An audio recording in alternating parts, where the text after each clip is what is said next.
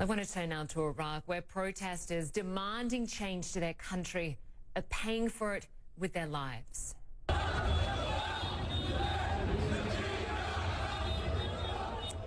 CNN has just learned 319 people have been killed since the unrest began on October 1st. And on Saturday, at least 4 protesters were killed. That's according to Iraqi activists who add that security forces push back against the protesters with tear gas and live ammunition. Now, for its part, the government says it only fires when fired upon. Well, the protesters are demanding Iraq's government step down and they want new elections held. The main concerns: corruption at the highest levels, a lack of basic services, and rampant unemployment. CNN's Sam Kiley takes us inside Tahrir Square, ground zero for Iraq's anti-government protests. He speaks with frustrated, angry and scared protesters who say their only demand is to change the corrupt system in the country and to make their voices heard. He joins us now live. Sam, good to have you with us. Bloodbath is one way these protests have been described, given the number of people that have been killed, hundreds over the past month. What's being said about the use of excessive force? Well, the government are denying that they're using live ammunition at all. I don't know whether they've ever claimed that they've really been fired upon. There's certainly been no evidence of any gunfire coming from the demonstrators' side, certainly not here in Baghdad. There have been more violent demonstrations elsewhere in the country, with an attempt to set fire to the Iranian embassy in Kerbala about 10 days ago. That's very significant because, of course, Kerbala is a Shia town, and it's a predominantly Shia movement, this groundswelling of anger against a government that they say is very strongly over-influenced by neighbouring Iran, a Shia nation. Out on the ground, though, I've met Christians, Sunnis, Shia, and many people who simply don't want to be identified by any kind of sectarian label. And that, I think, is a significant change here. A lot of the young people out on the ground are saying that they want an improvement in their lives. Many of them were toddlers when Saddam Hussein was toppled by the US-led invasion. Since then, they've seen nothing but sectarian violence, civil war, a war against the American-led occupation, a war to rid the region of the so-called Islamic State, and they have not seen any benefits flowing, for example, from the massive oil reserves that Iran has. Now, of course, Iran has some catastrophic economic problems that flow largely from the mismanagement of that period under American-led coalition rule and the subsequent economic policies that flowed from that, including, again, creating a large amount of unemployment without creating anything behind it. But nonetheless, the levels of corruption here, Linda, are extremely high. But people on an everyday basis are absolutely askance at why, for example, there are regular power cuts in a country that produces energy, why there is no clean water for most towns and villages in a country with a massive river that runs through it and, in theory, the energy capacity to clean water. And on top of that, you've got an increasing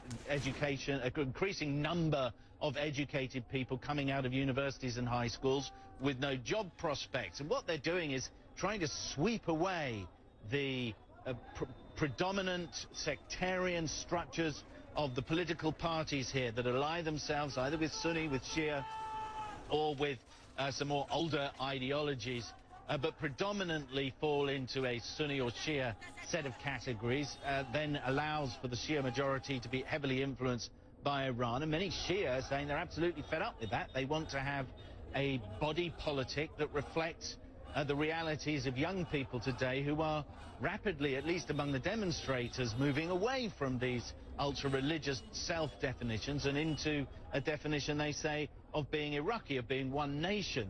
But what they don't have, Linda, is any kind of a clear program for what would happen next if the government did indeed step down or fall. Of course, the Prime Minister here has offered, and his resignation has been accepted, but he's stayed on.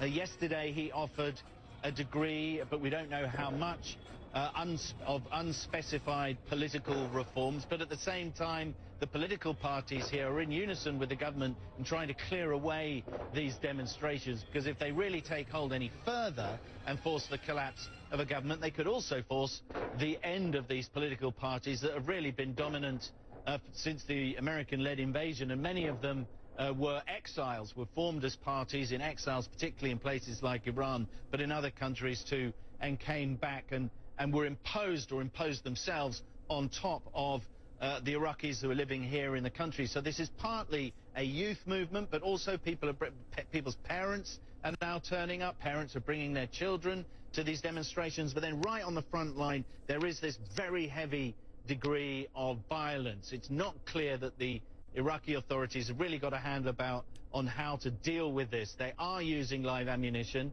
A lot of it shot in the air, but every day there is a steady increase in the death toll. A lot of people being killed with tear gas canisters, 40mm projectiles that I've seen a video of one, for example, that hit a young man in the head, and the gas actually spurted out of his skull. It continued to emit gas even though it was embedded in his skull. Clearly that person would not have survived that strike. A lot of people have been killed by these tear gas grenades, as they're called, and a lot of the graffiti reflect that, Linda. Yeah, absolutely. More than 100 people killed, but many others injured. And we've been seeing this vision of these tuk-tuk drivers going into the protest sites. And it seems perhaps being the unlikely heroes there, trying to help some of those injured. Well, I think it's a very good reflection of what this revolution, which is what it's being called on the streets, is all about. The tuk-tuk, the three-wheeled motorized tricycle, is the ubiquitous means for the cheapest travel here in the urban areas in Iraq. The people that drive them are among the more humble working class people. A lot of them in this city come from Sadr city, which is a predominantly Shia suburb built under Saddam Hussein. And it's a symbol really of them trying to throw off the shackles, not only of their own poverty, but also of the identification as Shia. They're very keen to just get up to the front line, to transport as many people to the demonstrations, to evacuate wounded. Little tuk-tuks label themselves as ambulances. Some of them even got sirens fixed to them, and they grab people, throw them in the back, and then get them to medical tents and medical treatment, which again are mostly volunteers, mostly medical students, but also qualified doctors too, who are standing back from the areas where the clashes are most intense and getting people treated, getting people evacuated. But there've been the parliament here has confirmed 319 deaths. Human rights groups say there's another 15,000 wounded. So the death toll and the numbers of wounded are climbing all the time. Behind me, I don't know if you can hear, but there's a lot of fireworks going off. People are shining lasers. From time to time, we also hear gunfire and the use of sound bombs. The Iraqi security forces trying to throw these very, very loud bombs to try and scare people back. But they do resort to live ammunition when they feel most pressurized, Linda. Very active situation even now, just after 6 p.m. there in Baghdad. Good to have you with us, Sam Kiley. Thanks so much. Well, up next, dire warnings for people in Sydney, Australia, also in Queensland. Unprecedented number of fires already burning in the north could be heading their ways in the coming days. It's not just Australia suffering. We're going to have a live report when we come back. Firefighters have been battling this blaze for weeks, and at its peak this summer, there were thousands of similar fires in other parts of the country. And our Ivan Watson shows us the devastation in Indonesia and what it's doing to an endangered species. And Jordan takes back some land it loaned to Israel more than a quarter of a century ago. We'll have a closer look at how relations have soured since then.